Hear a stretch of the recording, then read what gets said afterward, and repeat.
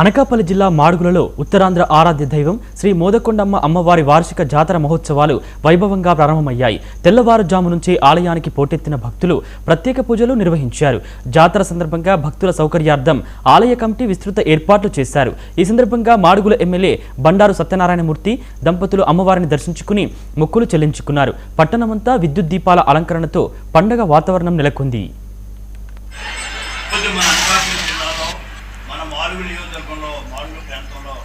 మాడుగుల గ్రామంలో మనందరికీ కొంగు బంగారం మన ఇలవేలుపు శ్రీ మోదకొండమ్మ తల్లి మన ఊర్లో ప్రత్యక్షింపబడ్డం, ఆ తల్లి ఇక్కడ మనందరికీ దీవెనలు ఇవ్వడం ఓ మహోత్తర ఘట్టం, మహా అదృష్టం.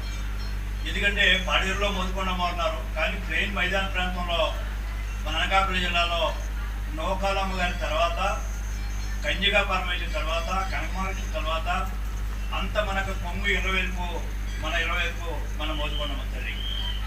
అనాదిగా ఈ ప్రాంతం అంతా కూడా ఎంతో భక్తి ప్రకృతితో అన్ని గ్రామాల్లో కూడా ఇలవేల్పు కలిసినటువంటి మన మోదకొండమ్మ తల్లి ఫంక్షన్ ప్రోగ్రాం ఇవాళ మహోత్సవం మన మాడుగుల గారు జరుపుకోవడం అందరూ